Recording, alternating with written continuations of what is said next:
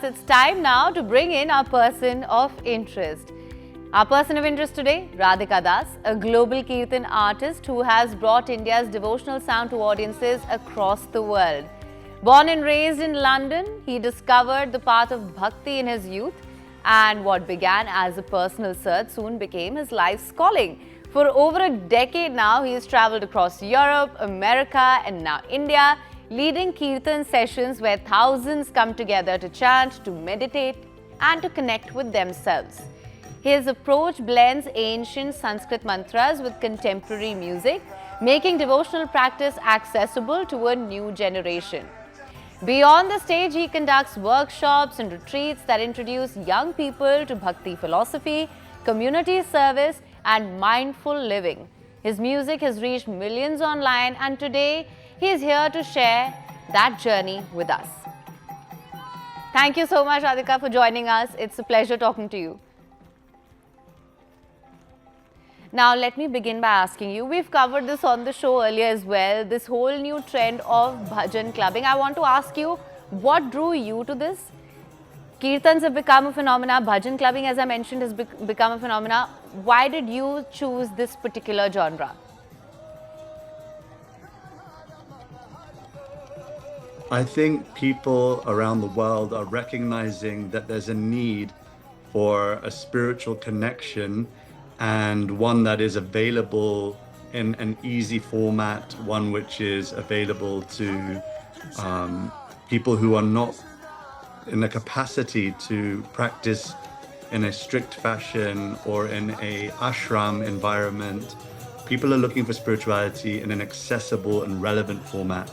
And in today's age, it becomes abundantly clear that people are looking for it to be, in some sense, a little bit entertaining as well. And so music and sound is described in the ancient scripture, in the Sastra, as being the medium for which consciousness and the mind can change. And we all have a playlist for when we're working out. We all have a playlist for when we're cooking. We all have a playlist for when we're stuck in traffic jams. But what about the playlist for the soul? And that's what Kirtan, mantra, the sacred sound, it gives us. It gives us a sound vibration that connects us to the Supreme in a very quick, very easy fashion. You don't need to be sat in silence. You could be rocking to a Kirtan in your car. You could be doing it while you're at home. And now more popularly, it's happening in concert venues, which is really wonderful. All right.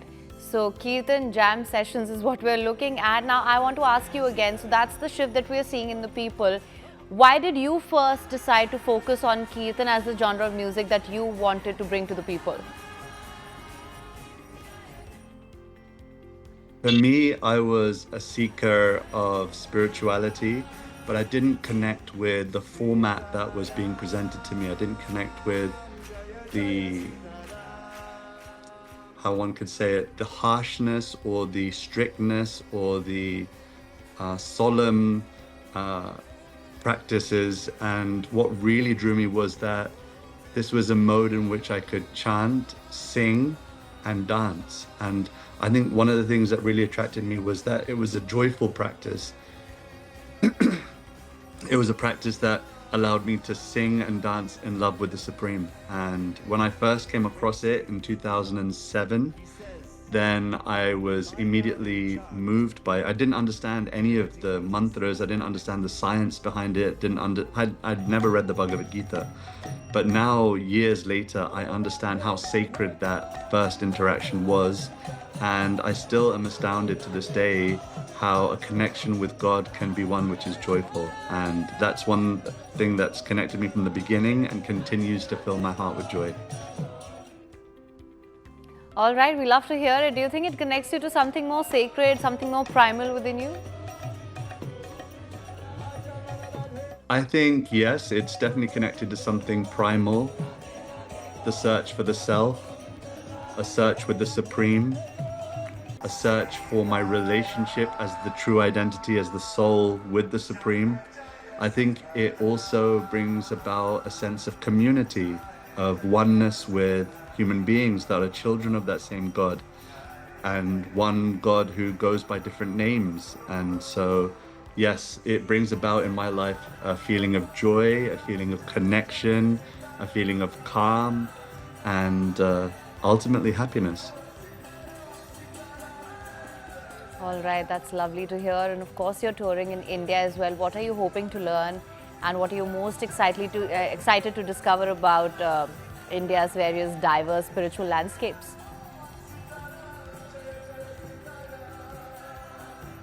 The shift that I really want to see people walk away from is that you can be a spiritualist as you are. You don't need to change your dress, you don't need to change your language, you don't need to change anything about you externally, but that you can be God conscious in suit and tie. You don't need to be placed in a particular environment to fall in love with God. It can happen through singing and chanting uh, among those who are also trying to do the same, and to realize that you're not alone on this journey, even though you may not feel ready for or cut out for living in a temple, living in an ashram, or giving up all of your possessions. You can still come away from this feeling a connection with God that's joyful.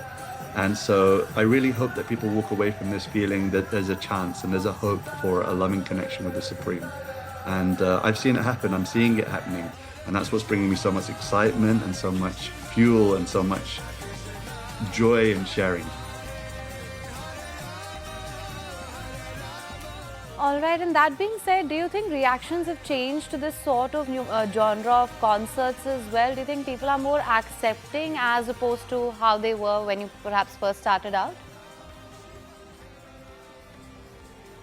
I think so. I think the world's ready for it.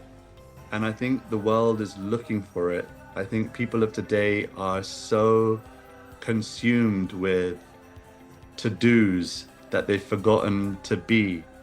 And I think that this practice of chanting, especially among younger audiences, is so much at the forefront of spiritual practices because it's so accessible and it's so easy to do. You don't really need very much, just a voice, an ear, and a heart.